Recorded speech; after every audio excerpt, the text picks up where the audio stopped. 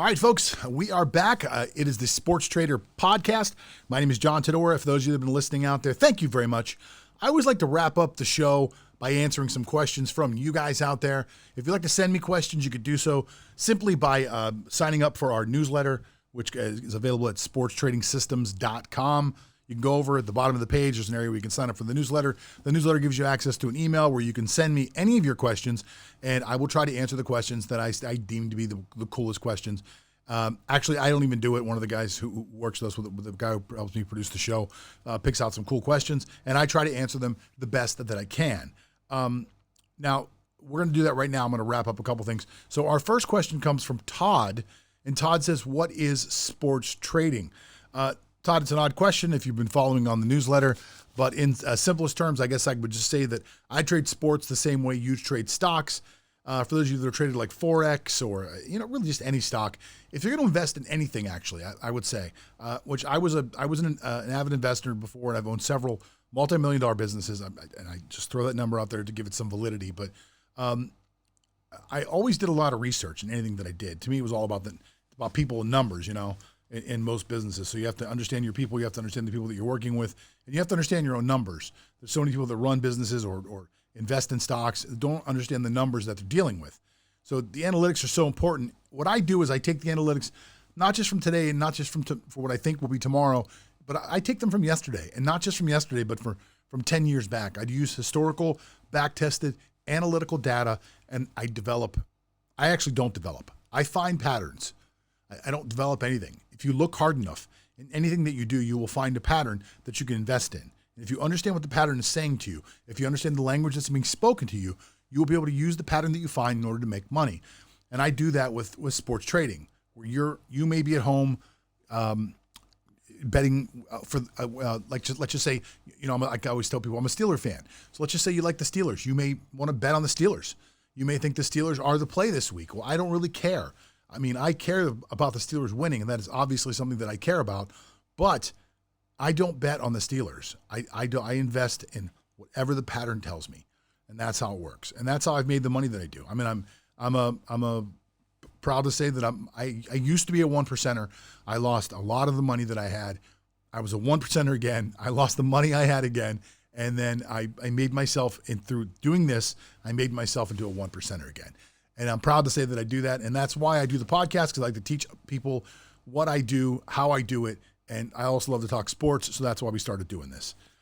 Second question, and this will be the one that'll wrap up the show. What kind of car do you have? Okay, it's a personal question. You picked this one out to mess with me, right? Okay. All right. Well, I don't have a car. That's why I'm laughing, actually. And he put this, did you write this yourself? You did? Okay. I'm not even sure. But so this was the second question. And do I have a car? I don't have a car. I spent my entire life loving cars. A little something about me. When I moved to from outside of Pittsburgh, I moved to Fort Lauderdale when I was young. I was 19 years old. And I was afraid to fly.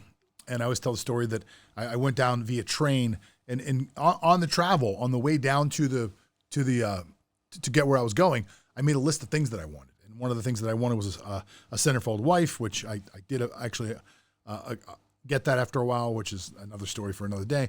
And I wanted to have a black Mustang. That was my dream car at the time. I was 19 years old. I didn't even know there was a car that was nicer than a Mustang, to be honest. There was no internet. There was no information for things like this. I'd never seen a nice car magazine. And through that love of having a nice car, and that to me, that meant something about your status position, having a nice car, I've had just about everything. I have a bucket list of cars that I've always wanted. There are two cars that I have not had that I wanted on my list, and I have not gotten an Audi R8, and only because I drove one time and I realized I don't really fit inside the damn thing. And as much as I'd like to drive the same car as Iron Man, I don't think I actually fit in there properly. So I didn't want to make the $160,000 investment in it. And the other thing was, and this isn't even an expensive car, I really wanted a Jeep Wrangler. I've always wanted a Jeep Wrangler. I just never bought one. But other than that, I've had Range Rovers, I've had Mercedes, I've had a couple Porsches, I've had I finally got a Mustang. Actually, I drove just a few years ago. I had this amazing Mustang GT. It was like a $90,000 Ford. It was a crazy car. Anyway, I've driven a lot of really cool cars, BMWs. And when I left that life of having those businesses, I left all of that behind, and I said I never want to own a car again. So wherever I live and whatever I do, whatever lifestyle I can make for myself, I will make sure that that life is built around not having a car and having the pain in the ass of a car. So I'm going to live somewhere where I don't need a car. I'm going to travel places where I don't need a car and somebody can drive me around. And that's the life that I live right now. I am again a 1%er. I'm lucky in that fact. And I don't have a car. I have a condo in Thailand. Services are so easy here. I get on my little phone app and I can call a taxi, and for $5 I can go anywhere in the city. Or say I think $6. I don't want to undersell what it is. It's $6 with tip. I can go anywhere in the city.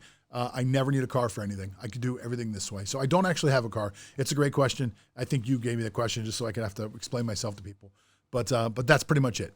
Anyway, I am the Sports Trader. Again, you guys can go check out our website, which is sportstradingsystems.com. At the bottom of the page, there's a really cool place where you can actually put your email in and get our newsletter that comes to you a couple times a week. We'll send you some really cool information.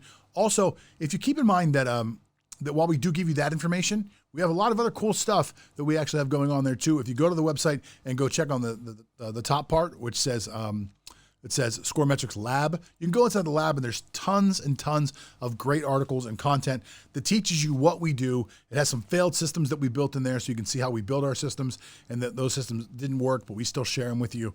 There's got some great cool content in there about the trends that are going on in today's world as far as the wagering on sports, the legalization of sports, and all those things like that. There's lots of cool stuff. And the last thing, guys, if you go to the site and you want to check it out, there's a little button on the side. I'm very proud of the fact that I wrote a book, which is called Zero Correlation Investing. That is the guide, excuse me, to my life, to everything that I've been able to succeed with in sports trading. Zero Correlation Investing teaches you how the Scoremetrics method of trading sports, which is something that I developed, is a way of investing in sports and creating, and using the markets that I've discovered, which right now are baseball, basketball, and football markets, and investing in these sports, and they're not correlated to any other market out there. Now, while my market is currently shut down, I did not lose a penny on anything because of what happened with coronavirus. It didn't affect me at all. It bounced off of me. Now, again, the market shut down, but it'll come back up. So eventually my markets will be up again and I'll be able to invest again. But I didn't lose anything. Like, I've got so many friends that took these incredibly huge swings up and down throughout the market, and stress and a lot of things going on. And I went through none of it. So hopefully you can learn some of the things that I do and you can use it and apply it going forward. Other than that, the podcast is once or twice a week. It's twice a week right now. And we also upload all the stuff to YouTube. If you're on YouTube, by the way, leave some comments below. If you'd like to send me a question, go sign up for that newsletter today. My name is John Todora. I am the Sports Trader, and I'll see you next time.